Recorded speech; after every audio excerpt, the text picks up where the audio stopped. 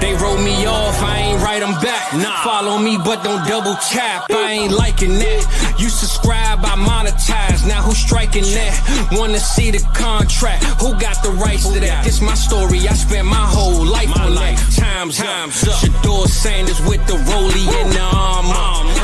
I could do this shit with my eyes closed. The main attraction don't come at me with no side show. I'm selling high, they wanna buy low.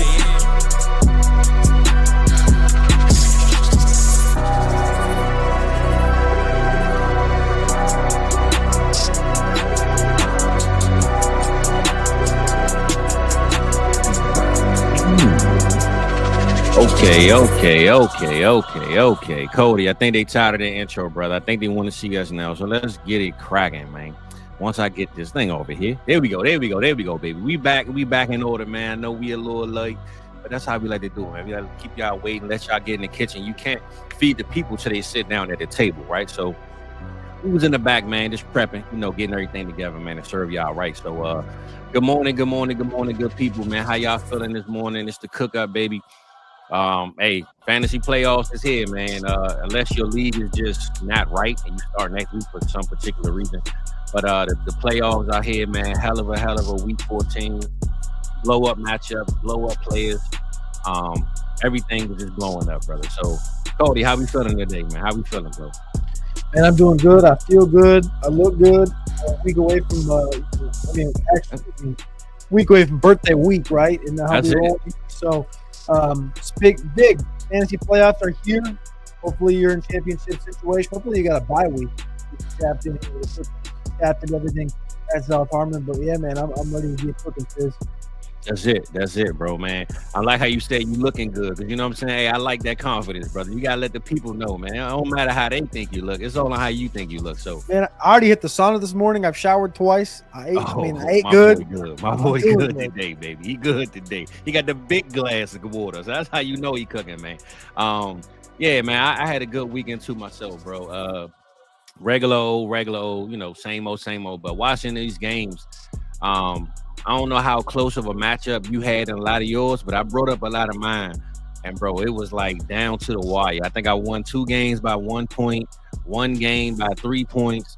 I missed the bye week by like 0.80. Like, it was crazy. So, it was a wild week, man, of fantasy and good old regular football. But, yeah, man, let's see, man. We got a couple people sprinkling. We're going to let y'all finish tapping in, man, and I'm going to show y'all a little bit of love. But, your biggest takes from the weekend overall, bro. This any side, any team. When you look down at, between certain players like Addison, Puka, Jamar Chase last night, who literally had a solid game, but that last play kind of solidified his fantasy week. Like that one catch for 40-yard touchdown, to kind of give them the win and for him to get his fantasy points just straight through the roof. What was your biggest take on this week overall? Oh, no, don't forget, my fault, Josh Allen, 6 touchdown baller. Yeah, man, what was your biggest take, though? I hope I ain't take all of them from you. My bad if I did. Well, I mean, you didn't. But the one thing I will say, like, obviously Jamar Chase last night, putting a cap on it. The first week of every month is since October. So October 6th, November 7th, and December 9th for Jamar Chase. Uh-huh. Each game, over 175 yards receiving, 177 in yesterday, obviously, 193 in October, and 264 back in November. The first week of the month, I mean, the Bills are due, and Jamar Chase shows up for this. 3 of the top 5 receiving yardage totals or stat lines on the season for our guy Jamar Chase. I mean, he's unequivocally, I guess, writing his name in as I should have been the wide receiver 1. I mean, this guy is levels right now. I mean, again, I understand Justin Jefferson's awesome. I love me some Justin Jefferson, but as far as like the positions across the board right now, like you can't compete as a receiver with Jamar Chase.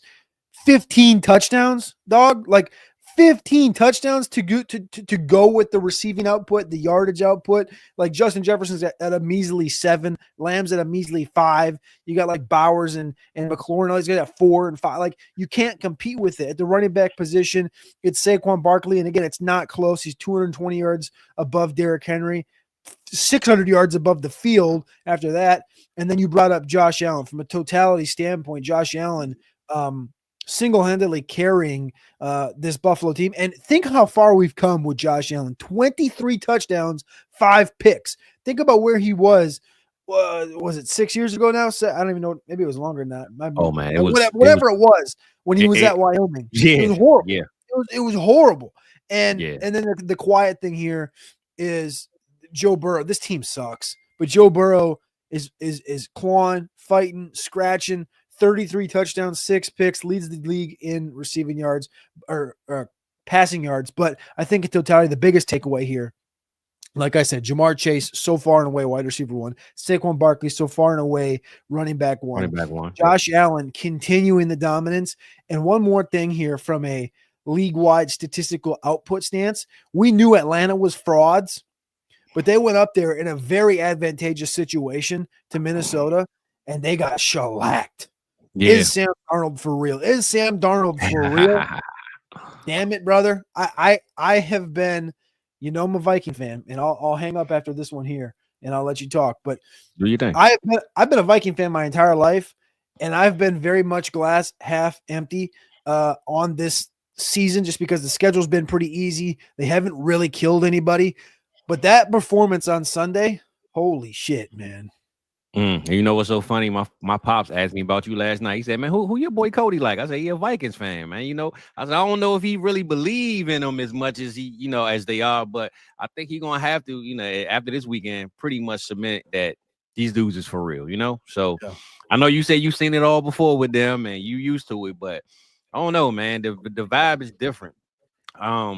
My biggest thing with Jamar Chase and Burrow, though, I think that right now, currently, they playing a lot of catch up in games. And my biggest fear for them is when that defense get put together and structured, will we have the big breakout like Jamar Chase putting up, like you said, the boy paying his rent on time every month, first week of the season. Of the month, he paying it on time. So, that comes with the territory, though. I think that's the problem with Justin Jefferson. His defense has gotten way better. If you think about when Kirk Cousins was there, man, they was giving up.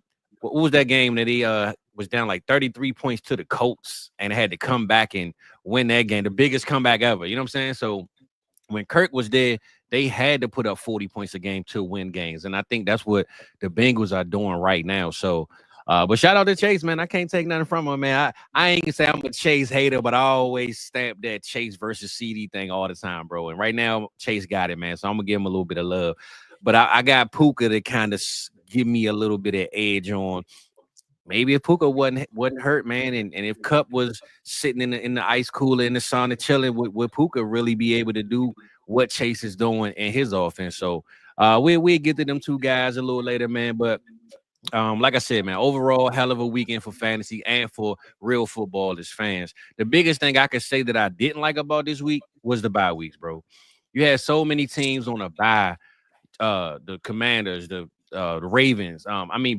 Big name teams, and it's like, bro, what are we doing as a league where we got some of the best football not being played especially for us in fantasy, right? It's like, man, we just do or die for our fantasy teams, and we got Jaden Daniels, Lamar Jackson out. Like, come on, bro, this can't be possible. Bo Nix, you can go down the list of players that had bye weeks this week. So NFL got to do a little bit better with this bye week situation because that was pretty trash, man. But outside of that, man, great week of football. We're gonna break down a couple of teams and some guys, but show a little bit of love, man, to the people still wiping their eyes and hopefully brushing their teeth, man. We got Floorsaurus in the building, man. Always here. What's up, Playboy? Rock, Rock in the kitchen. He probably prepping right now, man. Mr. Voorhees, he late. He just sent his overcooked. I just saw it, but I already screenshotted it for you, brother. I knew you was gonna be late. I got you covered, Playboy. Don't worry about it. Let me see. We got Loa Panda in the building, man. What's up? Hey, first round bye, man. That's what we need. I'm gonna say this though. That bye don't always equal success. You got to remember that, man. It's been years where you get the 6th seed and you run it up. You know what I'm saying? So don't clap too loud right now, bro. But I'm glad you're here today, though. Let's see. Paturtle. I ain't never seen this one. It's a new one. For what's up, Paturtle? Seattle win the NFC East. Nah, I think the Rams gonna win it, bro. I think the Rams gonna run it up. If they win out, they win the division as far as where they stand with division wins. I don't know if they're gonna win out per se, but I don't think Seattle is gonna. I just like the Rams. Let's just put it that way. We get back to that in a little bit, but I like the Rams on that one. Anything on that one, Cody? Before I move on to the next one and show the people some love. Seattle's on fire right now, but the next couple games will tell you. And then the last, I mean, it's going to come down to Week 18, Rams Seahawks.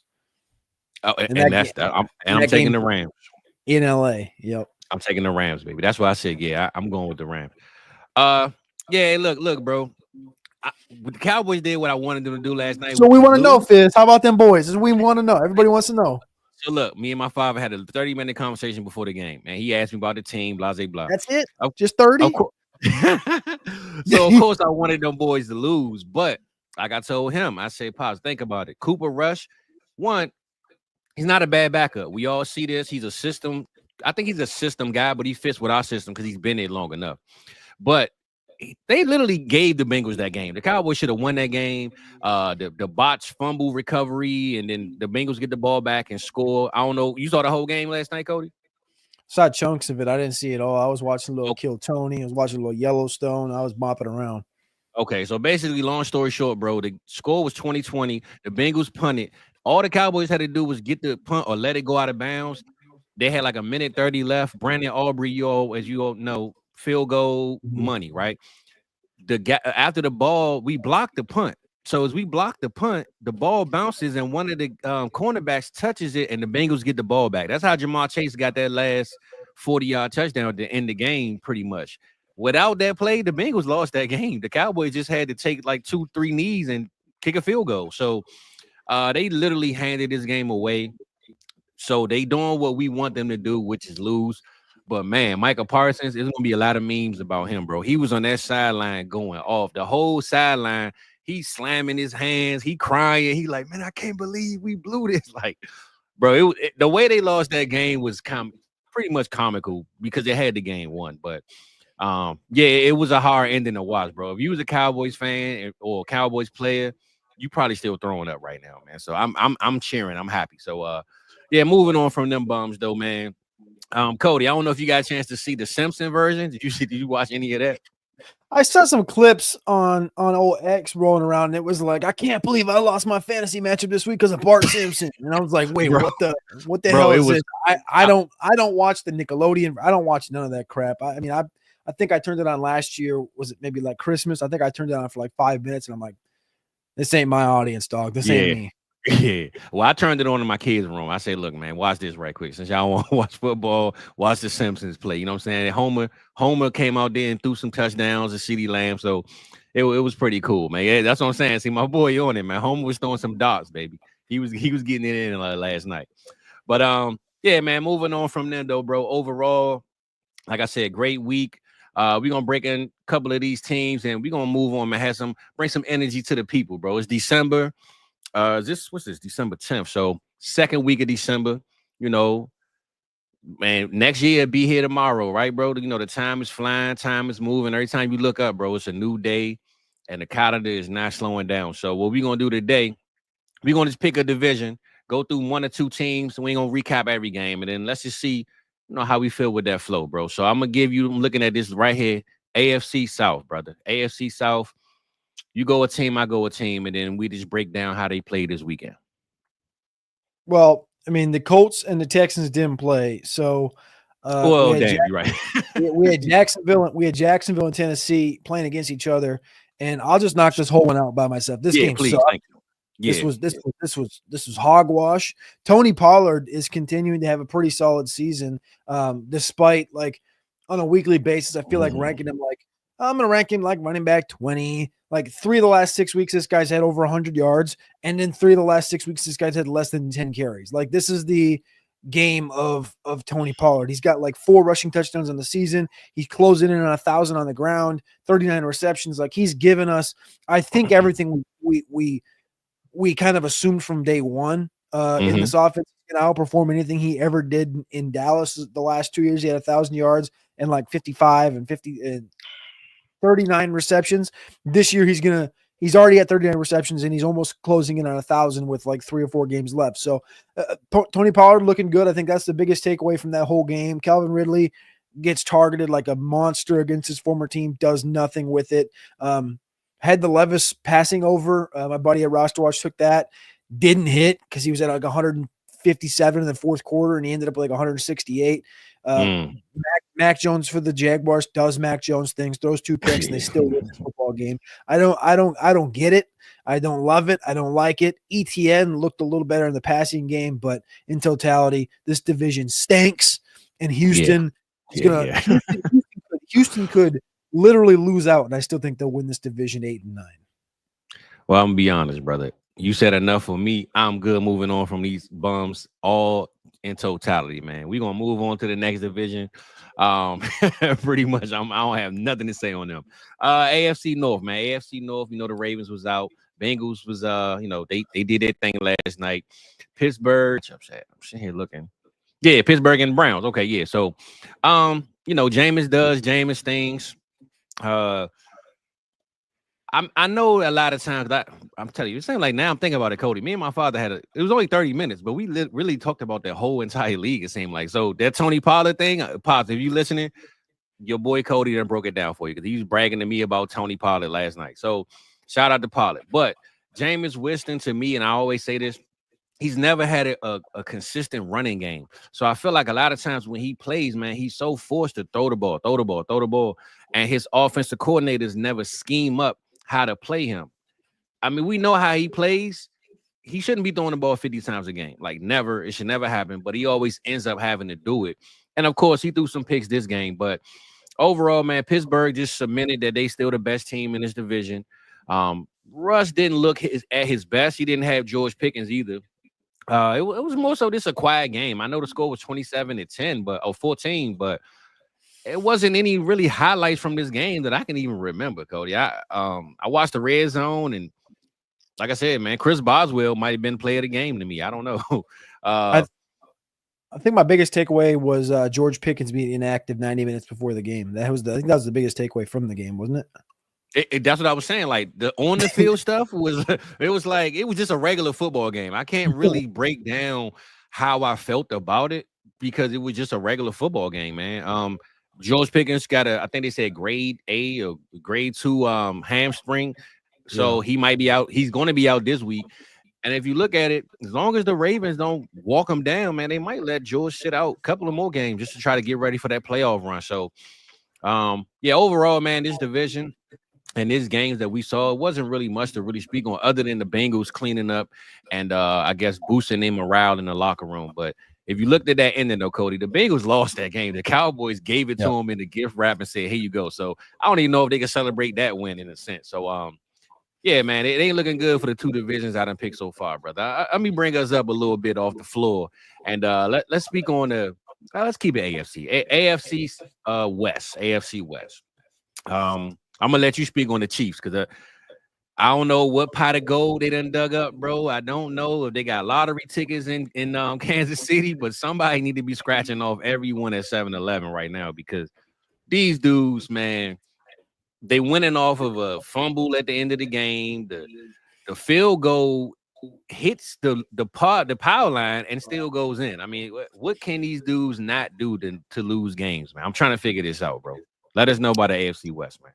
Well, here's the thing is that, like, I was listening to Michael Lombardi, who I very much respect in the NFL space, and he was saying, everyone's calling this luck. He goes, yeah, luck is like, you win a couple games by a point and et cetera, but it's not luck when you win on yards per play, you win on third down, you make, key plays on both offense and defense. Luck is when you have a bad team and things fall your way. Like we've seen the Chargers have bad luck in years past for different situations like this. The Chiefs are a good football team and they tight because they're not hyper aggressive. They're possessing the football. They're running the football. They're controlling the clock and they play the game exactly how they want to play it. So they know what Pat can do. What he can't do is not a very big list, but I think it's what he can do. And I mean, the streak that they are on right now for one possession games and keeping these things tight is rather ridiculous as far as the one score games.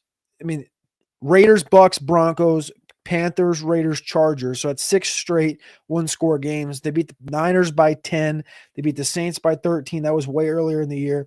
One-score game against the Chargers, one-score game against the Falcons, one-score against the Bengals, one-score against the Ravens. So like literally 9 of the 12, I think I just listed off, or maybe 10 of the 12, 9 of the 12 were one-score games this season. Again, lost to the Bills. I get it. I think that game's replayed in Arrowhead in January. It obviously goes the Kansas City direction. As far as that goes, like that's just what the historical trend is. Buffalo's a team that feels like they're punching above their waist right now. Like they have the queen in chess right now, and the queen is obviously Josh Allen. And I'm not saying king because if you know chess, queen is obviously more important. Yeah. I got you. And I think that's important, but I think to a certain extent, like Kansas City's got 2 queens, right? They got Reed and Mahomes. And you saw at the end of that Rams game, or the Rams and Bills game this week, where, and I know we're talking about the Chiefs, but it goes together, is that the Bills don't have the second queen. McDermott is a goddamn pawn. And calling timeout on the 1-yard line on that failed sneak is a failure. Like Reed doesn't do that.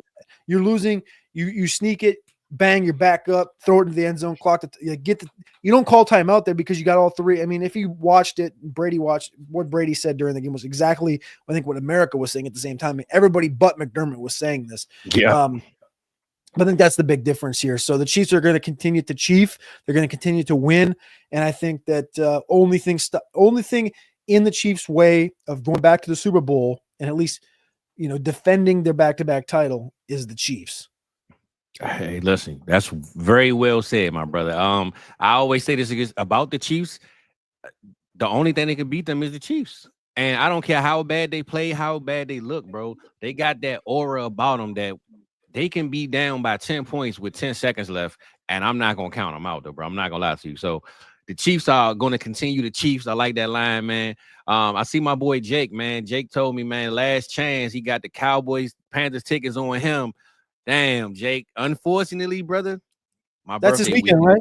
Oh, this is my birthday weekend this weekend, bro. I can't make it, man. Sunday, your boy gonna be here, man, on my birthday Sunday, bro. So it would have been good to get some free tickets. Come kick on my boy Jake, man, for the B-Day, bro. But damn, I got to miss it on this one, though, Jake, man. Look, how many hours are you from Charlotte? You have 4.5? Probably like 4.5, something like that. I mean, I got family in Evansville, Raleigh, Carolina. We got family all over in Carolina. I don't know if you know, Cody, but you know how like the most of the Washington fans before the Panthers came, they were North Carolina. Like North Carolina, it's kind of like that bridgeway. So almost all of my grandmothers, all of them came from Carolina up to here. Most of the people. So I got a lot of family down in the Carolinas, bro. So Jake, man, you might be neighbors with one of my cousins, though, bro. I don't know, but I appreciate you, man. Yeah, early B-Day present, man. Look, if I could have made it, bro, I promise you, your boy would have tapped in with you on that one. I ain't gonna lie. And now that Bryce Young looking good too, I wouldn't have mind seeing Carolina play a little bit though, man. So shout out to him though, man. But my boy Jake, shout out to you, brother. Dynasty Key in the building. What's up, bro? Yeah, we cooking. We appreciate you, girls, and man. Hey, look, Cody, I had brought this up. You was talking, I ain't want to mess you up, but when you called my boy Josh Allen, the Queen, I know you had to break it down. So with all this news going on, Jay-Z in the news now, Diddy, no more no Diddy. That's all we doing, man. No more no Diddy. Hey, bring that back. Whenever it's a no Diddy moment, we just going. That's it. You know what I'm saying? No more no Diddy, baby. No more no Diddy, man. You know what I'm saying? That's how we doing it from now on. Your boy got it tapped in. So yeah, man. Let's see. We done broke down pretty much the AFC West. Now I will say this though, before we leave out of this. If you think about it, the Chiefs have been clear winners of this division. Really no competition. I mean, you had the Chargers kind of on and off, but now you got the Broncos and the Chargers. They putting pressure on the Chiefs. I'm not saying the Chiefs are going to lose it or nothing like that, but we can't guarantee them to, blow these teams out when they play them or just be the guaranteed matchup when they go against each other nowadays. You think two-parter here. Obviously, Chiefs got the bag this year for the division. All right, Jake. Appreciate you. But going forward, and I guess rest of season, I'm trying to think of the two part of this thing. One is who's going to dethrone them. So right now in the wild card, both the Chargers and Broncos are in the wild card, right? So they would Chiefs would have an opportunity to play one of these teams in the second round of the playoffs, because in the first round, if the season ended today, it would be Bills, Broncos, Steelers, Chargers, first round playoffs, right? Herbert, Knicks. They both have 2-game leads over the Colts and the Dolphins. My two-part question is, if one team was going to beat Kansas City this year, would it be the Chargers? And who's going to dethrone them? Who's going to dethrone them next year, the following year in this division? I'm going to say nobody's going to beat them this year, but I think that Bo Nix and the Broncos is the team that does end the dynasty next year. I'm going to say this, Cody, and I don't want to say this because I don't think it's going to happen. But if we had to just say, for storyline's sake, that they would lose to a team in this division, it would be the Broncos. I think J.K. Dobbins being gone is really going to hurt the Chargers in the long run. He was their workhorse. He was the big play guy. If you look at Gus Edwards, I mean, he still can get you a goal line score here and there, but that run game lost an identity when J.K. got hurt. So I think that's going to take a big toll on them down the stretch, especially when it get cold outside and they got to, leave L.A. to go play in Kansas City. You definitely want to have that run game on top. So I would just say Bo Nix, man. And the reason why I say the Broncos and Bo, because I don't think they have a script. They so scrappy and unpredictable that I'm not saying you can't scheme up against them. I'm not saying that. But, when you got those dogs, you know what I'm saying? They just dogs. They just going out there, man. They look like they biting kneecaps. And whatever it take to win, that's how we going to try to win. So I think Sean Payton being that wild card joker type of player and Bo Nix is being this scrappy, junkyard dog, man. I could see them just putting it to the Chiefs off of a field goal at the end of the game where they should have never been competing in this game. Yeah. I would just say this. The Chiefs got to beat them by 7 points or more. Because if it's a close game last drive, Broncos could sneak them one of those out for no reason. So I like to see the Chiefs do their thing, though. So let's not hope that happens. But if it does, hey, I ain't mad at it either. AFC East, though, bro. I mean, pretty much the Bills are the Bills, right? Josh Allen, 6 touchdowns. They lost the game, which sounds even more crazy that they even happened. But let me tell you, man, that Khalil Shakir and Josh Allen outbreak, if you had both of those guys on your team, which I went up against them, you pretty much won your week, which I ended up winning my week without them. So thankfully, I went up against them and won, Cody. I don't know how I did it, but your boy won. But Josh Allen and Khalil Shakir, bro, and that last, back to back, it was like touchdown for touchdown. Amari Cooper.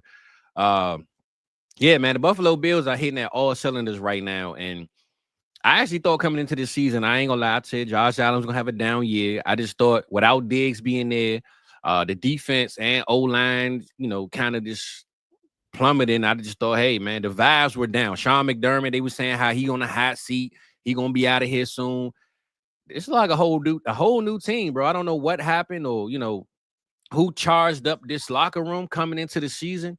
But the Bills are, I ain't gonna say they're the best team, but they right up there with the best teams in the league. And Josh Allen, I think this week kind of cemented the MVP. And we all know Saquon Barkley, he didn't do nothing wrong. He still put up 100 yards and he didn't, lose his MVP, but he's a running back and they're not gonna want to give it to him anyway. He really got to break records and put up 6 touchdowns to win this. And Josh Allen, which I will give T-Rock this, 2 weeks ago, Rock said Josh Allen about to go off. And I told him, I don't know about that, Rock. This is during the bye week. Rock told me Josh Allen is about to take off. And he wasn't lying. So shout out to my boy T-Rock on that one. What you think about this Buffalo Bills team and I guess the rest of these pretenders in the AFC East, bro? I think the Bills are interesting. They got a massive, massive game this week. 4:25 kick Eastern time. 10-3 Bills at the 12-1 Lions. I thought this Ram game was. I didn't really consider it a trap game because of how Buffalo has played and the points they've scored over the course of the last 2 months. 34, 31, 30, 30, 30, 30, 35. And then they score 42 here, but they give up 44, which I don't think anybody really saw coming. I think the Bills are for the most part, for real. I mean, they got a tough game this week, but then they got 3 layups, Pats, Jets, Pats to finish it out. So it should be at worst 13-4. Big game this week to become 14-3 potentially with the Lions. I think that's going to be a true, tell us who you are game for the Bills. I think we know who the Lions are at this point, but I think it'll be a true tell us who you are game for the Bills. The rest of that division is dog shit. And we saw Miami and the Jets game. That game was, you could say it was a good game all you want. No, we finally get the Hill and Waddle over. Oh, we didn't get him over 100 because Waddle got 99 yards. I was going to say, literally, with this close to finally getting the hundo. These guys haven't done tiddly squat all year together in the same game. And then the other side, you get the Garrett Wilson, Devontae Adams, hundo. Like, this was for fantasy. Hey, finally. But like, I really wonder how many fantasy gamers had one of these 4 dudes on their bench and were just like punching air when they were like, man, this is like really over to, and like that's kind of the whole vibe and I mean, both those teams suck. So honestly, I like McDaniel, but McDaniel might need to take a walk. I think he's a good OC. I don't think he's a head coach. I don't think he gives you that leader vibe. Like, he's the man of the house when he steps in the building. You know what I'm saying? He just seemed like one of those cousins that come by every once in a while, but I don't think he can lead that locker room of men, like they like to say. So I think it's time for him to take a seat back, bro. But I'm just kind of disappointed in Miami, though, man. With the Jets being as bad as they look, I thought Miami was going to take off on this game and really, just punch that ticket in and show people that we healthy, we back, we here. And they just didn't do it, bro. So middle tier team at best. We out of this AFC right now. Let's go to the NFC. NFC North. Let's start north, south, east, west, brother. So NFC North, of course, we got the Lions. I don't know how much more we can really speak on about them, but when you look at the Packers, they played a tight game against them. I will say this, man. The one player that I'm gonna show some love to right now that I ain't gonna say you, I'm gonna say we as the community. Josh Jacobs, man. Josh Jacobs, nobody wanted him. Nobody trusted him. He coming from the Raiders. He 25, 26 years old. This, that, and the third. Man, Josh, I believe if Josh Jacobs wasn't with this Packers team, they wouldn't be what they are right now. Correct. He is carrying the load for this team, bro, and helping the other pieces around him do what they do. Jaden Reed with a big fat donut was definitely a heartbreaking moment for a lot of people. But Josh Jacobs, man, is the MVP of this team right now. He's carrying, is this the first time? I mean, when the last time we seen a running back in Green Bay, bro, that is carrying the team? You know what I'm saying? Eddie Lacy was just carrying the team because he was just heavy, but I don't think he was carrying the team being a guy. I mean, I don't even think you go back to like Amon Green. Amon Green had 5. I don't think Amon Green ever. I guess technically he had a couple thousand. So let's look it up here. He had an 18-yard season, 1,800-yard season. Okay, 2003. That's probably your answer. 2003. So 21 years. Probably the last time Green Bay had a back that was like, he's our guy. Yeah. But they also had Brett Favre. Yeah, I mean, I know they had Favre and Rodgers who scrambled a lot. I'm just saying. But like in the whole Rodgers thing, they never had a back that was like this. Yeah, exactly. So, and I think right now they need a back like this because if Josh Jacobs wasn't there, bro, I'm not saying they couldn't find somebody, you know what I'm saying? But Josh Jacobs is stamping that this is his team and they need him on a stretch run. He's the Derrick Henry of this offense right now. And before I let you cook up, I did want to speak on the Minnesota Vikings. Matter of fact, no. I'm not gonna speak on them. I'm gonna let you talk on the Minnesota Vikings. This your squad, this your team.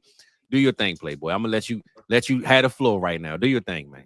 I don't want to talk about these dudes, man. I want to get somebody else's thoughts on these damn Vikings. I think that the two teams you just talked about, the Vikings and Packers, are I think the most interesting.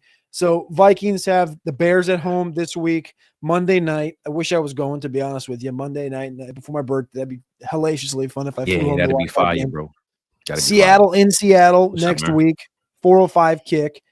Then you got Packers, 1 p.m. kick right now at home.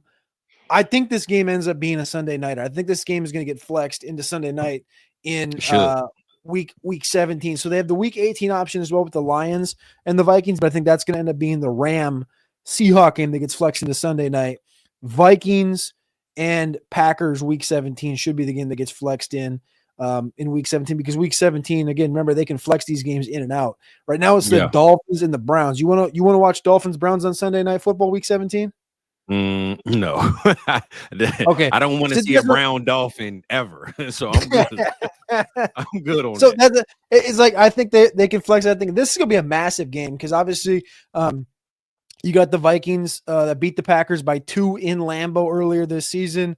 I think that one came down to, I think they kicked the field goal late and then the Packers down scored a touchdown, etc. Like, these are two really good football teams, both, of course, likely to make the playoffs. I think they're both currently sitting in like the 5 and 6 seed in the NFC. Yeah, 5 and 6 seed. Packers got a game up on the Washington Commanders. Washington's got a game up on the Rams. They're in a pretty advantageous spot here. So, again, I've said it 100 times. I'm very much glass half empty on the Vikings because of my lifelong. I mean, it's just what happens when you're, a lifelong fan of a certain team and they, stab you in the kidney like 37 times and you go to all these games. Fan, I've been to so many games, like physically been to, like, TV's hard enough, but like when you physically go to a game and you pour your heart in, like yelling and stuff when you're a kid and growing up, and then it's like, they just like, oh no, he missed the field goal. Oh no, he threw the pit, like that type of a thing. And now you're sitting in like this chair of like analysis. You're like, I always try to take bias out of everything. And I think I've probably overcorrected to a certain point to where now I'm like, yeah. But like, here's the thing, man. Kevin O'Connell is a fucking hell of a coach. I mean, this guy is proving his chops week after week after week in all of these spots. 1, as a coach, and 2, as a play caller, continually doing this. And then, obviously you have Brian Flores on that side. This defense, and I'll say this, how talented this offense is. Aaron Jones doesn't need to talk for himself. Jefferson, Addison, Hawkinson, none of these guys need to be spoken for.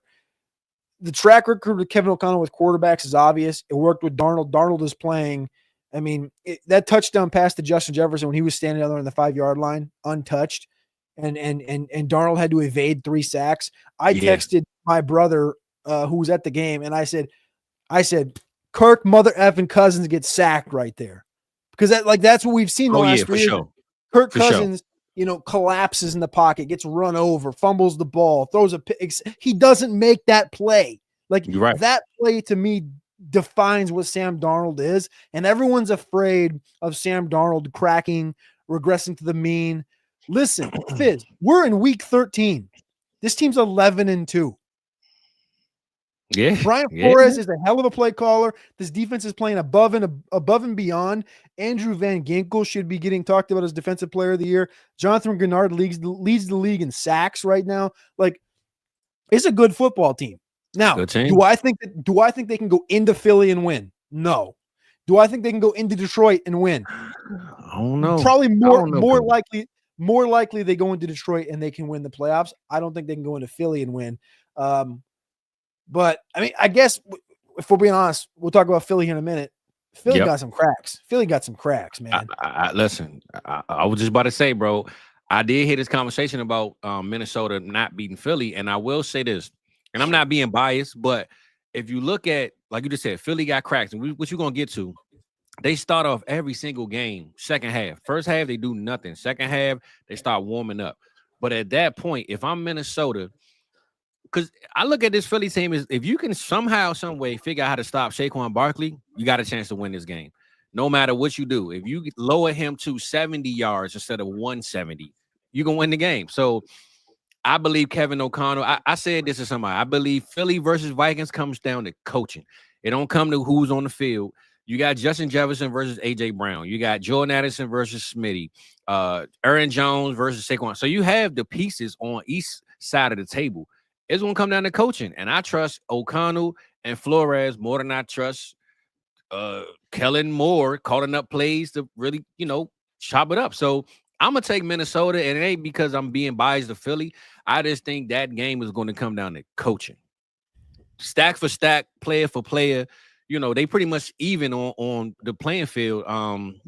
Hurts and Saquon, you would take over Aaron Jones and Darnold, but you know, overall, they both similar in team. And it's gonna come to coaching for me when it comes to them. So I think Minnesota is for real, bro. I know you kind of don't want to jinx it, but man, they for real, bro. Get your flowers, man. You know what I'm saying? This hype, enjoy it while you got it, because you never know if Sam Darnold lead this year and JJ struggle early. Hey, man, you got to celebrate while you can, brother. You know what I'm saying? So talk your talk, man. I'm going to leave it at this. That's the crazy thing right now is that's the conversation. You saw it on ESPN, I think on Sunday night or Monday, whatever the hell it was.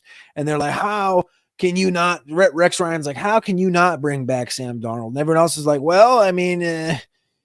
And I'm saying this too, like, you want to pay Sam Darnold $40 million? Yeah, because that's what he's going to want. That's where he's at. And if you're a Viking fan, if you're like, you can't pay him $40 million. You got a free roll to do it again with Daniel Jones next year, or you just got your quarterback of the future, JJ McCarthy, who you drafted.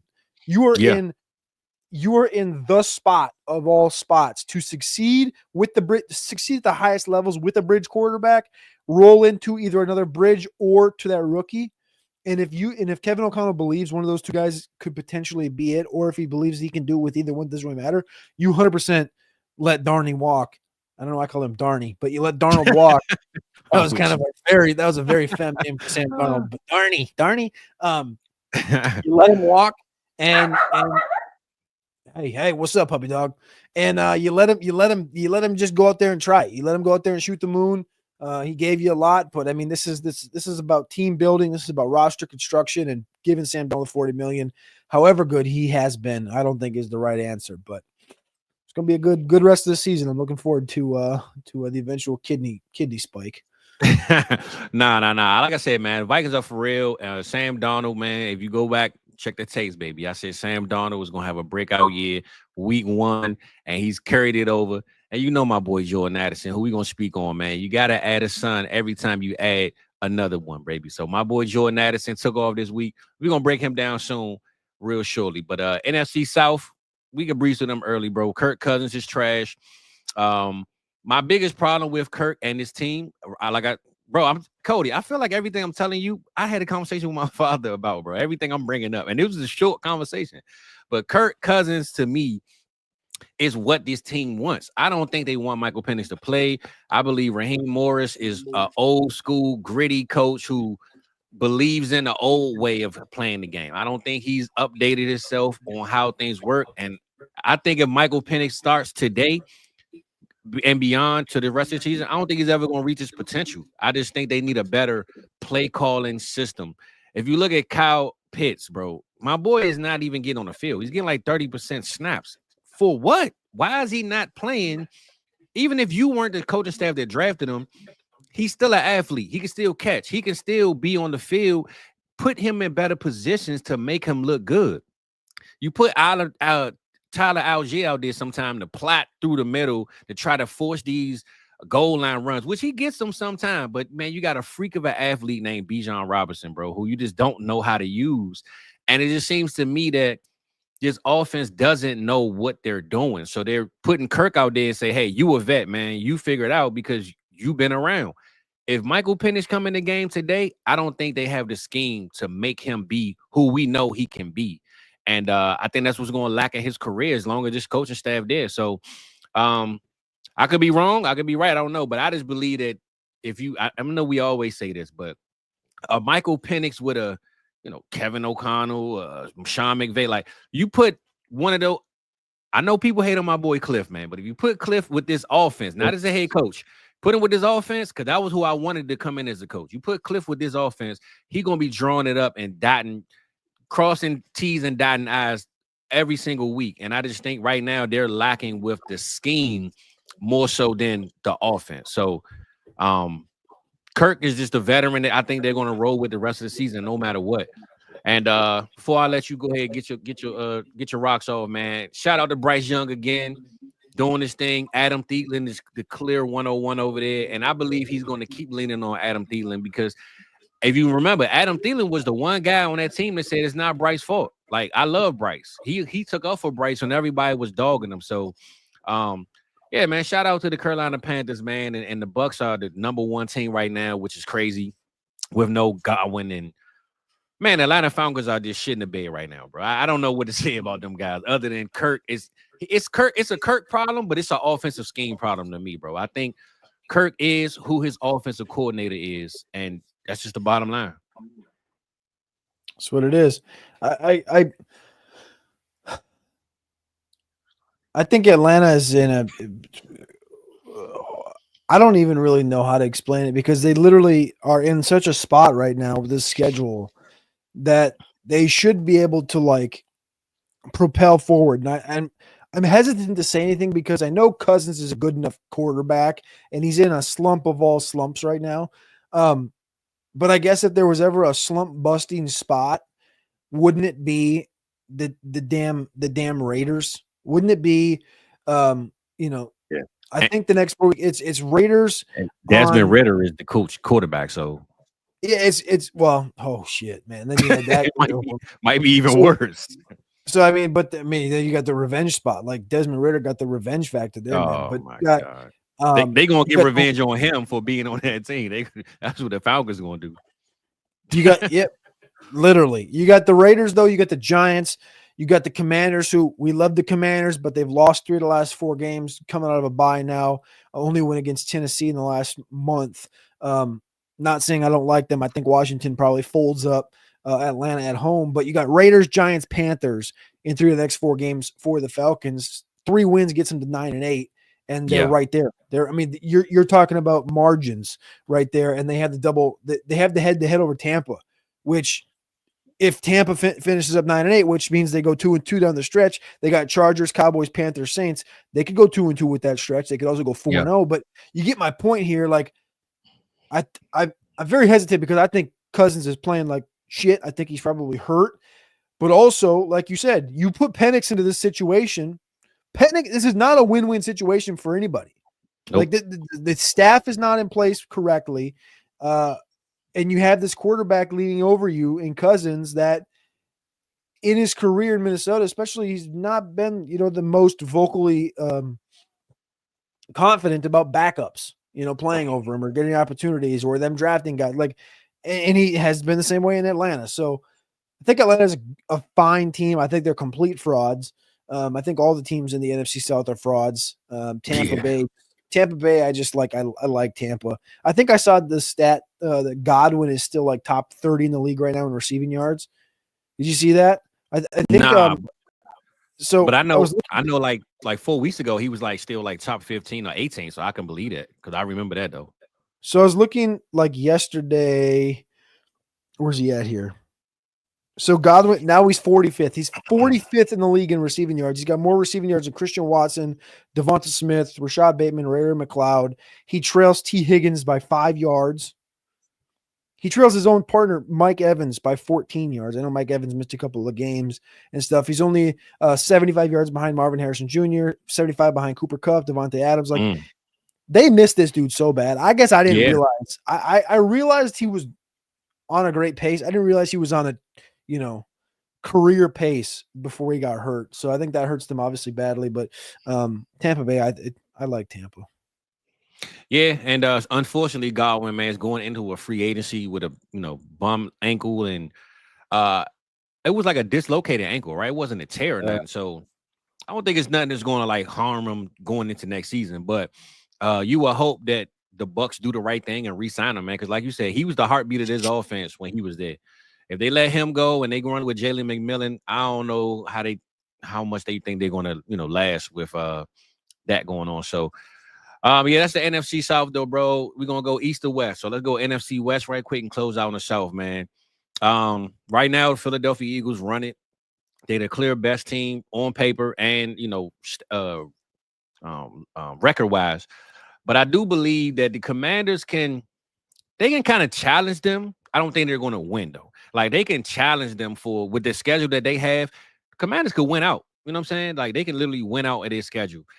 I just think that when it comes to the playoffs and now they don't have a favorable schedule and they have to go against Minnesota's and, the Eagles and the Lions and these type of teams, I don't know if they can beat these teams. So I think that they can make the playoffs. I just don't think that they can beat a playoff caliber team when it really counts. So I will just say, they got inspiration. I've been saying it all year that they won their season already. Doesn't matter how it finishes out, how they close it. They already won. And coming into the offseason with the second most money in free agency, coaching staff that's in place. Maybe Cliff Lee, maybe he doesn't, but it seems like the morale in the locker room is where it needs to be. And Philly, man, they really got to learn how to press that button because right now, bro, that finishing games with Saquon running 100 yards in the second half won't win you no championship. So overall, this division is the NFC. I'm not gonna say least, but it's the wildest, division all the time, every single year. And hopefully the Cowboys keep losing though, bro. So go ahead, do your thing, man, with these dudes before we move on. It's kind of tiered perfect, right? Eagles 11 wins, Washington 8, Cowboys 5, Giants 2. It's tiered out exactly probably how it should be. Cowboys, give them that 15th overall pick. Why don't you at this point? But you brought it up, Eagles. Eagles Steelers this week. We talked about Bills Lions earlier, 425. Yeah. Steelers Eagles 425 kicked. That Bills Lions game, 22-4 combined record. This one 21-5. Another one, like it'll show us who's for real and who's for not between the Steelers and Eagles. I think they're both good enough teams to make it to their respective conference championships, just like I think the Bills and Lions are as well. But I think this is a good consolation. Going to be a good duo box. I don't know anybody in America that's going to be watching Pats Cardinals in that afternoon window, Colts Broncos. You might get a couple people watching Bucks Chargers, but I mean everybody's going to have their eyes on these two games. Eagles. Definitely. Like you said, I think they're a little fraudulent here. I think there's some cracks in it. Is anybody in the coaching circles probably has, but I'm going to lay this question out the way I want to because I want to. But has anybody in the coaching circles on the offensive side of the football lost as much stock than Kellen Moore over the course of the last 5 years? Crazy, bro. Crazy. And remember, the Chargers took him thinking – he's going to help that offense flourish, right? You know what I'm saying? And I think, honestly, that was the reason. I think Kellen Moore going to the Chargers is the reason why the head coach is fired. I believe he did not help. He didn't help the defense whatsoever. And I always say this. I don't even think, but honestly, I'm going to be honest with you, though, bro. I don't mean to prolong Kellen Moore. I don't think he really calling the plays in Philly. I think he's calling something, but I don't think he's running it. And the reason why, Philly defense looks as good as it looks. And if you think a Kellen Moore offense, Jalen Hurts would never not lead that game without 200 yards passing. Never. If this was Kellen Moore's offense. Yep. And if you look, Kellen Moore is a pass first heavy guy. We're going to pour it on. And Jalen Hurts looks as worst he's ever looked in the passing game. And Saquon Barkley is the number one offensive player in the NFC. So if you ask me, I think Kellen Moore is giving his input, but I don't think it's his playbook whatsoever because the defense is too good. Kellen Moore doesn't equal success on the defensive side. It's just not how he operates because he keeps the offense going and clicking and running so fast that it burns the defense down. And right now, the defense is so good that the offense doesn't have a time to really run. So I don't think this is Kellen Moore's offense, to be honest with you, bro. I think he's just there for insight, but I don't know if he's calling his plays. We're going through the motions. Yeah, because it don't look like his playbook. Like I've seen this dude long enough in Dallas, man. Dak Prescott led the league almost every single year in passing when Kellen Moore was there. The defense struggled because of Kellen Moore.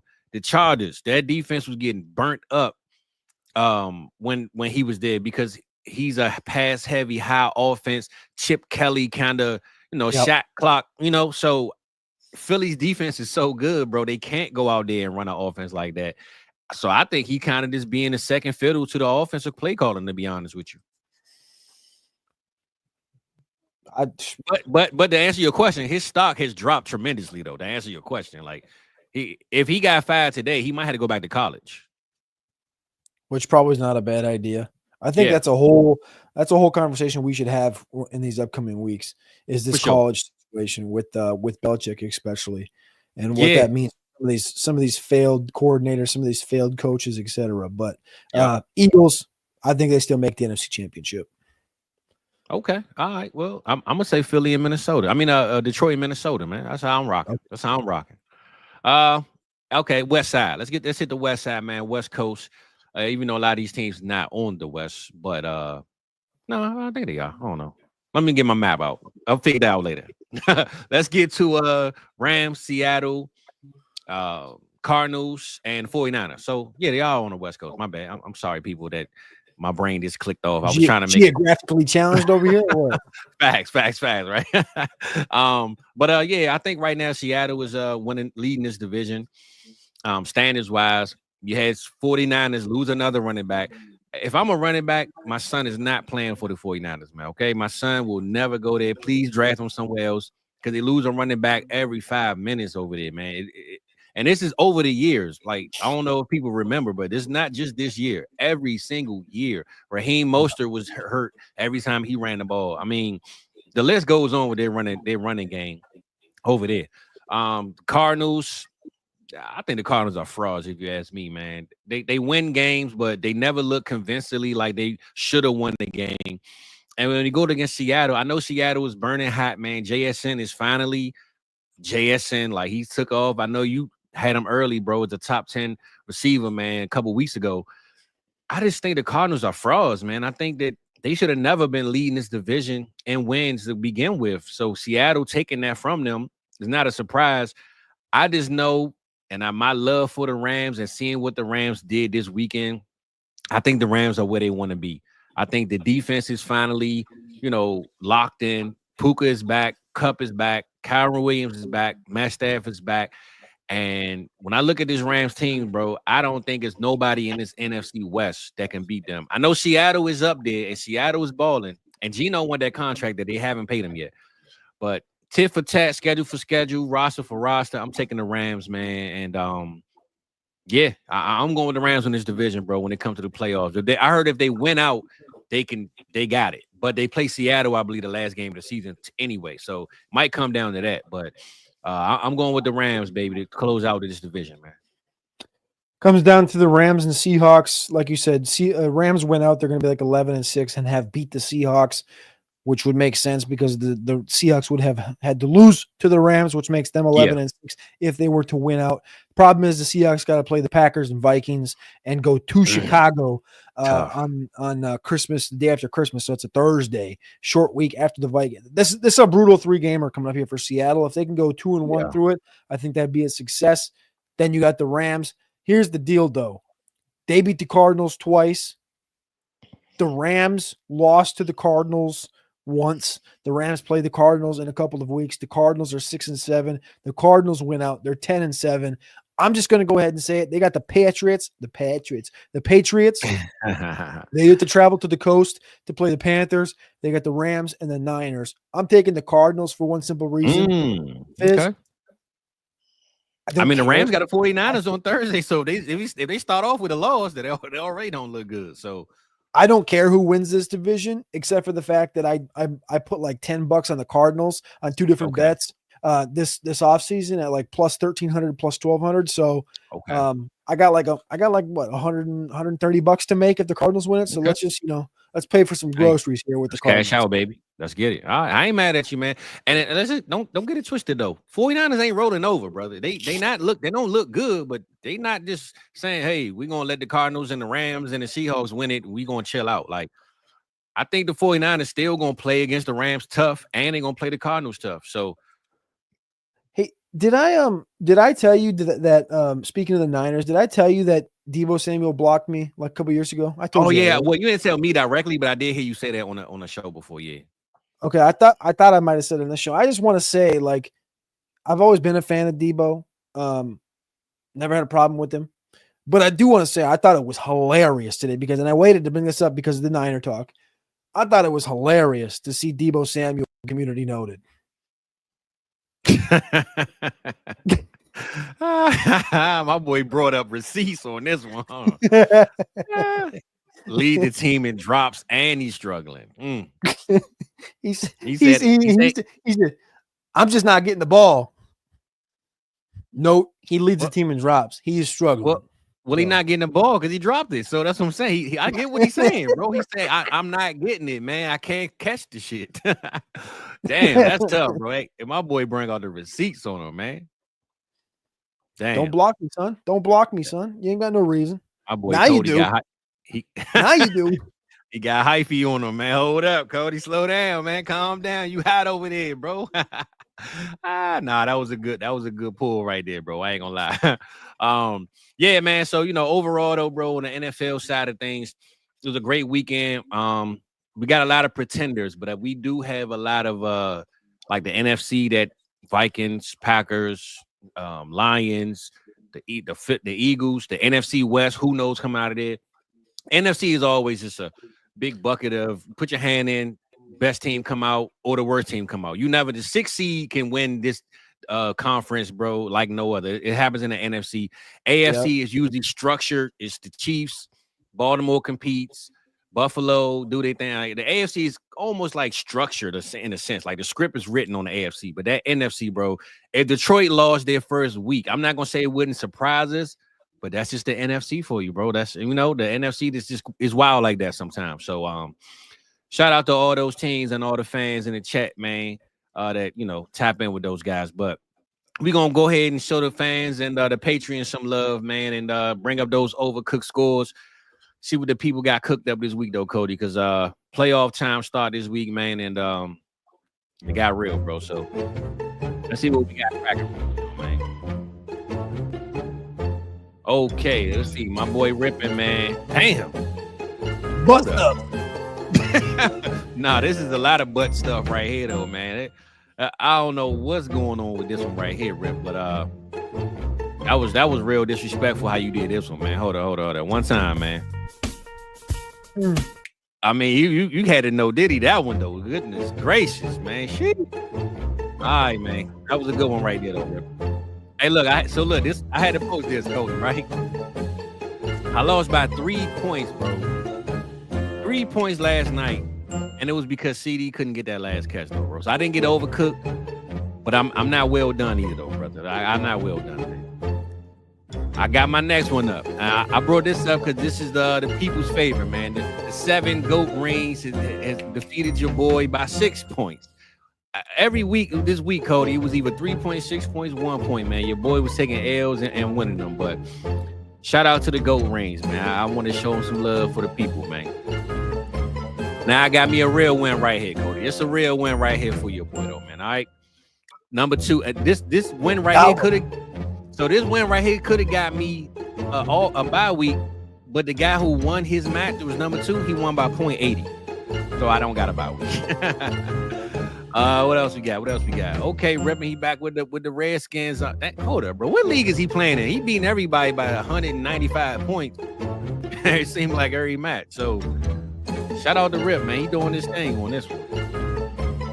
My boy Voorhees, he put the shellacking on the shizzles, man. He's gonna get whacked. Yeah, shit, you got smoke, man, on this one. Look, he won at 13, bro. So that lets you know right there where he stands right now. 10-man league. What else we got? Okay, Maddie came through. 0-14, bro. You beat up on the 0-14 team, though, brother. I don't know if we can flex on this one, man. We're gonna give you a little bit of love, though, but damn. Okay, hold up. I ain't. I was about to say you got to read that one, bro. My shades is too blind for me, but he got the W. Oh, the Plank. Okay, my boy Plank. Okay, all right, cool. Well, he's back again. 100-point win this time, 109 to be specific. But he finally made the show, man. And we got one more screenshot up here, Cody. What's this? It's you, bro. What is this? Hey, what the hell? Hold up. Cut the music, man. What the hell is this? Do y'all only play kickers or what? Dude, this so here's the thing with this league. Again, the score is real. 40-27. My record is 1-27. And my cousin is 1-27. So this is a tight game. All right. Game. I'll tell you what the scores came down to. What it came down to was I was trailing by a point, 27-26, and I had Trey McBride, and I needed a point from Trey McBride to win this game. Trey McBride goes out there and gets me 14 points. I win. Cousins in the chat, G, right here. He said, that's a good game right there. Damn right, it's a good game right there. Defeated. I took the L here, 127. This is without a doubt, Fizz, the worst season on a fantasy. This is the worst team, the worst fantasy, result. Just disrespectful, bro. In my entire life. This is the worst team in my entire life. Yeah, that's crazy. This is the 10th year of my home Dynasty league that I've won the title in. I think 3 or 4 times in 10 years. And last year I was like 500. This year, my entire team is rookies and sophomores. G is my cousin. He's the one I beat, G Spot, and he is also pretty much predominantly rookies and sophomores. And here's the problem, Fizz, is that the weight of this game being in week obviously 14 is that I don't have my first round pick next year. Damn. Right? I have a shit ton of picks. I don't have my first round pick. G has his first round pick. So I needed to win this game. And I tried to lose it. I didn't try to lose it, but I tried to make it tight. So I benched a couple, I benched my defense and stuff to keep it as tight as possible. So I think I didn't check the standings, but I think he now has the worst record in the league by overall record and points. So he should have the number 1 overall pick. Again, didn't do that. We're not colluding or anything like this. His team literally sucks. But I will say this was the weight of this game this weekend came down to who's going to get Genty essentially with the number 1 overall pick. Yeah, man, ain't look good, man, at all, brother. That right there, that was a stinker, bro. I ain't gonna lie, that kind of hurt my eyes, man. That was I gotta my entire life. I gotta that one though, man, for real, Cody. I wasn't feeling that one at all, man. But hey, man, at least you had the balls to put that one up because that right there was a brutal one to see, bro. Good. You gotta own your L's, brother. You gotta own your L's. Yeah, that was the one you own for real, bro. You got a trophy with that one on it. I did win though. I did get the win, I guess. Yeah, you ain't getting nothing out of it, but you gotta win. I see, man. Look, we got 200 eyes up in here, man. So we appreciate y'all being in the building, man. Cody, man, I got a new segment I wanted to kick off with the people, man. We had some breakout players, Jordan Addison, Puka, Josh Allen, all these guys, man. So this right here is something new. Your boy just came up with last minute. And let's see, man. It's called Let Him Cook. Let him cook, Cody. So let him cook. Let's get it. Let him cook now. Let him cook. I said let him cook. Let's get it, Cody. Let him cook, baby. Jordan Addison. This kid, man. Let him cook. Jordan Addison goes full-blown nuclear in this football game. And I tell you what, there's an opportunity in this one for Jordan Addison to get a 4th touchdown. The Vikings moved the football down to the 15-yard line with like 3.5 minutes left. And I thought for certain Darnold was either going to Justin Jefferson or to Jordan Addison this one.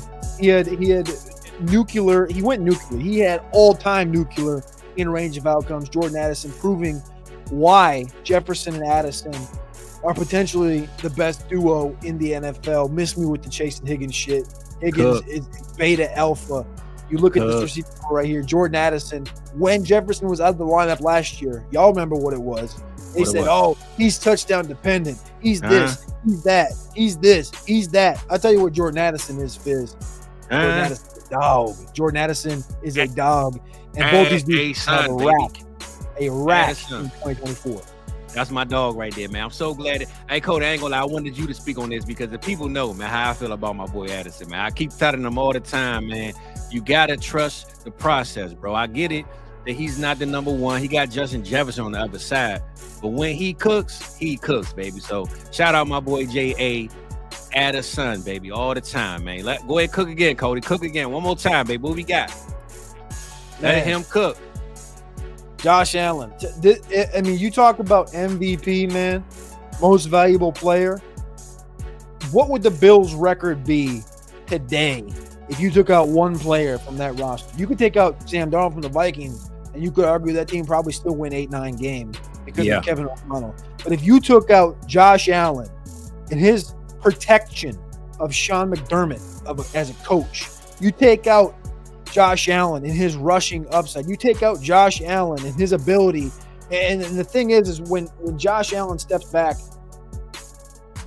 it's different. It's different watching Pat. It's different watching Josh. It's different watching a handful of these cats. And you can't even put Burrow and Hurts in that conversation. It's different watching Allen and Mahomes drop back, and you just know, I can't do shit about this because this dude can put the ball 60 yards on a Not dot. a damn thing. Look, 342, 3 passing touchdowns, rushes for another couple touchdowns. Josh Allen, nuclear, 6 touchdown performance, 420 all-purpose yards, passing and rushing. If he ain't the MVP, I don't know what is. Again, you look at the last years, 18 picks, 14 picks, 15 picks. This dude's got 23 touchdowns and 5 picks this year. The Bills are a 3-win team without Josh Allen. Sheesh. Hey, I ain't gonna lie, man. I slept on Josh, man, this all season. I kind of dropped him down, man. I put disrespect on his name. And he said, listen, man, keep my name out your mouth, man, because I'm about to take off on this one, bro. So shout out to Josh Allen. I thought Stephon Diggs not being there was going to be a problem, and literally it was no problem, no sweat. I'm gonna win the MVP without Stephon Diggs being there. So I'm gonna show y'all how much I need him. You know what I'm saying? So shout out to Josh Allen, man. The dude is running the AFC right now as far as the quarterback conversation go. I'm a Lamar Jackson guy. Everybody know that's my dog, but shout out to J.A., man, because he doing his thing. We done went back-to-back J.A.'s, man. So I got to bring up my big dog, man. Big Puka Nacua, baby. Big Puka. You know how he get down, Cody. Listen, I'm going to let you cook, man. Because I feel like I brought up too many of my players. Like J.A. and Puka is my guys. But I will say this. I said before the season started, Puka Nacua, receiver 2 on the season. Didn't work out that way because my boy got hurt. But right now, I believe playoffs, he could be receiver 2 for the playoffs behind Jamar Chase, baby. So Puka Nacua, playoff best receiver, number 2. Let's get it, Cody. What you got for Puka, man? Cook up for me. Puka Nacua, considerably overdrafted in the preseason. I will say that. You know, you might have liked him. I took him over Chase. Remember, I asked you to replace Jamar Chase with Puka for me. So remember, I know. Considerably over. Give me that. Where'd the beat go? The beat was. Look, I thought. Hold on. There we go. Hold on. We gotta let him cook. Let him cook, baby. Let him cook now. The beat was getting me. Puka Nacua, he was considerably overdrafted here in this situation because Cooper Kupp was set up for success in 2024. Puka Nacua, though, I mean, when you look at what this cat has done over the course of his first 25 games played, this guy has played 25 games. He started 25 games. 164, 163, 162, 154, 147 against San Fran, Pitt, Buffalo. Big games, big wins, big baller moves from Puka Nacua. This dude is giving you everything Cooper Kupp ever gave you and more. And he's going to continue to do that as long as they put a quarterback in this offense to succeed. And I think the thing about this draft class, there is no elite quarterback. There is no Arch Manning. There's no Andrew Luck. There's no even a CJ Stroud in this class. But to tell you what there is, there's a lot of dudes that get the ball out quick, like Quinn Ewers, Cam Ward, Shedeur Sanders. They can put the ball on a spot near the line of scrimmage, which is where I think Puka Nacua can win. And when they move on from Stafford, Puka Nacua will continue to rise in this offense and in the NFL. Listen, baby, I believe, honestly, Cody, Puka Nacua to me, bro. I think, and I heard this. Only thing Puka's missing, bro, he just need a little bit of swagger, man. If he go out there, I mean, I say this all the time. The nice guys finish last. The one thing we always know, we great receivers, great players in this game that get second fiddle to the public because they don't talk out loud. They're not walking around with the gold grills and the diamond chains around their neck. So the fans tend to forget about them. But I don't care if my boy come out there, man, with a Hanes t-shirt and some Dockers, bro. Puka Nacua is going to cook you up no matter how he looking, man. If he just get a little bit of that LA swag on him, man, he got to hit up the marathon, get him a Crenshaw shirt or something. We going to get my boy Puka right, man. I'm going to have to reach out to him, man. Puka, do your thing, man. Keep cooking in LA, baby. And last but not least, man, the receiver 1 right now and currently and who taking off, go ahead and let him cook, man. Jamar Chase, he cooked us up last night. That's for damn sure. 177 and 2 touchdowns. And that last touchdown, he won the game with off of a broken play and pew. So Jamar Chase, T. Higgins, or not, he want that contract. He gonna get paid. You want to get the highest paid receiver contract in history. He already got that in the bank secured on him. Give us that one more time on Jamar Chase, man, before we get up out of here on this next one. We already talked about 3 games this year. The first week of the month, he pays the checks, he pays the bills. Hey, that rent on time, baby. 175 plus in those 3 games. Jamar Chase is paying the bills, 15 almost 100 receptions already through 13 weeks. He's on pace for almost 1,750, 1,800 yards in the season. He might win the Triple Crown at the current pace he's going to. Receptions, receiving yards, and touchdowns. There's nobody better in 2024 than Jamar Chase, despite Justin Jefferson playing at the level he is, despite Puka Nacua playing at the level he is. I love me some Lamb. I love me some Neighbors. I love me some Jefferson. But I tell you what, man, at 24 years old, Jamar Chase, he might just be the best receiver in football. Don't tell me that, Cody, man. You gonna hurt me, man. But shout out to Chase. I love receivers, man. I'm a receiver guy. Shout out to Chase, man, because he doing this thing. I can't knock it, man. He got the perfect situation. Joe Burrow is the quarterback for him. I mean, I will say this. Justin Jefferson is lacking a Joe Burrow. If Justin Jefferson had a Joe Burrow, maybe we might could change the conversation. But he don't, and that's just how the game played and how the dice roll. So Jamar Chase got his guy, and he doing his thing. You know what I'm saying? He could not be doing his thing. So T. Higgins or not, though, bro. Jamar Chase right now is receiver 1. I will put some respect on his name, baby. That comeback route to the pylon in down there in the end zone. Yeah. When they showed the replay and Burrow threw that football before he even got to the top of the route. He got his guy. Even got to the top of the route, that ball was out and on the spot. Yep. You can't duplicate it. That's how you do it, baby. That's how you do it, though, Cody. So look, man, I appreciate that one, bro. I don't know how the people liked it, man, but we had to do a new segment, man. The Let Them Cook segment, man. How you feeling that one right here, though, Cody? That was something new I spilled on you this morning, brother. I like it. I thought we was cooking. I think that's the definition to cook up. You let it rip, pull it out, put it on the table, let them see it. We cook, baby. We cook, baby. I appreciate y'all on that one, though, man. And I saw in the chat, Puka, but this is the thing, right, Panda? That's how us as real fans like, right? We like that him being himself makes him different. I'm just saying the overall perspective with the media and the youngest watching the game, they always want to see the flashy guy. You know, nobody really speaks about the Marvin Harrisons and the low-key guys that were ultimate greats on teams, but they kind of just chill. Now, Puka is still cool in his own way. And he's smiling all day. I mean, I love the guy. You know what I'm saying? He looked like a real down-to-earth dude. I just know being in LA with the lights is flashy and you got that LA sun, man.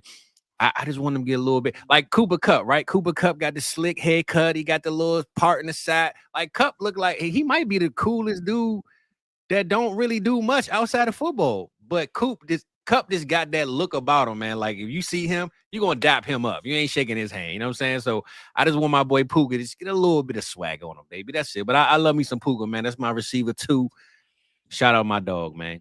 You don't like your receivers having the swag of just straight up sweatpants and sweatshirts and sweatpants and t-shirts and like oversized shit. I think the dude's got some dope hair for sure. You know, and he got that Hawaiian skin tone. He got good energy. Big old baggy sweatpants and shit. Like he got good energy. He got good energy. I will say this: I will take whatever Puka Nacua was bringing than what Debo was bringing when he come in that. Dude, facts. And Burrow too. Put Burrow in there too. Yeah, Burrow too. But I'm saying Debo coming in looking like Blade, man. He coming in with the leather pants, booty shorts on. I don't know. Hey, maybe you should be glad that he blocked you, Cody. You don't got to see booty shorts of Debo walking through your damn timeline like when he posted. Was that John Clayton? John Clayton, the old ESPN analyst, dude.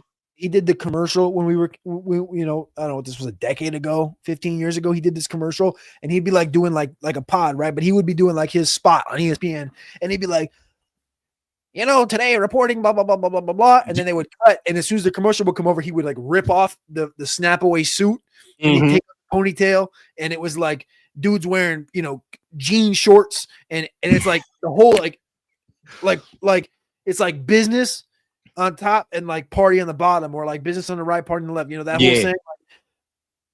that's like the Debo fit. It's like you don't know. Like it's just like a concoction of like two different things. You're like, what are you doing?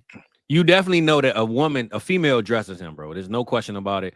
Women. He has a female stylist. He just has no concept, and he dresses him. He just puts on what he sees. He has no concept of anything. my boy Rock said, bro, dressed like Ellen DeGeneres. nah, for real. But yeah, man, I guess before we get out of here, Cody, man, we're gonna just rapid fire through this, man. I did want to bring up the college playoffs because that is kicking off. This is the first time ever we have more than 4 teams, and this whole big conversation of we wish we had more teams was eligible.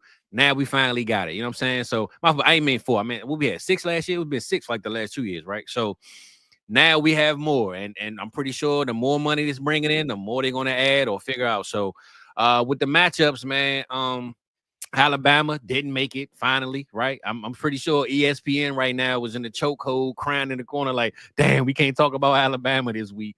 But give me rapid fire quick takes on whatever best matchups and ultimately who you think you got winning this thing. A little bit cracked up here. I think this is interesting. This is first off, I think it's broken. I will say this. I've talked about this. I do an Orange Blood show and we talk about this all the time, but I think that this bracket, this whole tournament is broken. If you look at what the bracket gave us, and that is the number 1 team in America, Oregon, pulling what is guaranteed to be the most difficult second round matchup, right? Again, you have like Arizona State pulling potentially Texas or Clemson. Yeah, it's tough. But as far as like high profile game, Oregon should not pull the most high profile game in round 2. And they're all but guaranteed to do that with one of Tennessee or Ohio State going there. You remember Ohio State went to Eugene and lost by like a point or 3 points, whatever the hell it was. Yeah. It came down to the wire. And now you're telling me that that's going to be a neutral side game potentially in round 2 of the playoff. Like it's just wrong.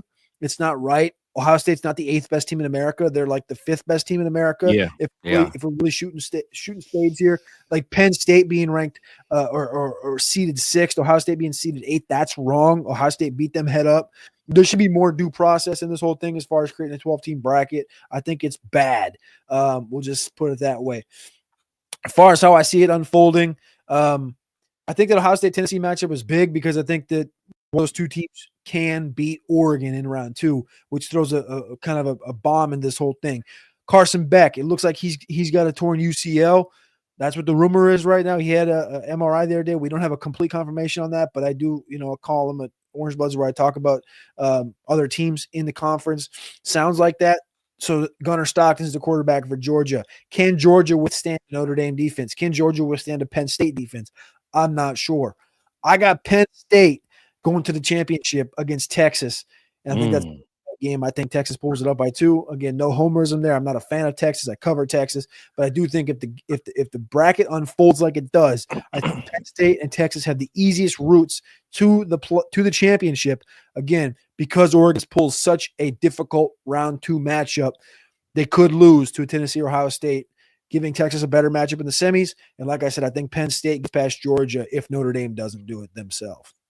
So even with Quinn Ewers, you still trusting the Ewers, man? Or how you feeling about him? But I think I think he's just, if they can get him dialed and he can play at a 75th percentile, I think he's just good. This defense, the defense for Texas is elite. And I think a lot of people focus on the offense for obvious reasons because of Quinn, because of Arch, etc., because of Sark. But when you look at the Texas defense, they're number 1 overall in America in explosive plays allowed. They've allowed just 25 on the season. They're number 2 overall in touchdowns allowed on the season overall. They're number 6 in third down conversion rate allowed to opponents.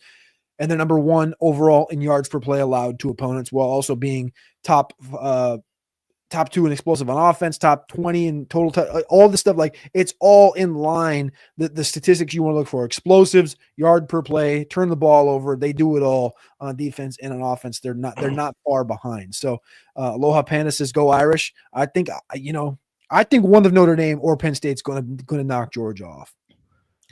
Well, I ain't gonna lie, man. Carson Beck didn't look good when he was in. So I mean, I'm not saying that I'm glad his arm is hurt, but man, Beck has been such a roller coaster this year, bro. And to watch him fall from, here to here, man,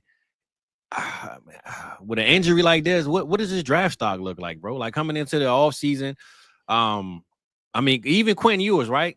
Quinn Ewers right now, let's just say Texas wins. Does this boost his draft stock, or do you think he's a submitted late second, early third round type of guy?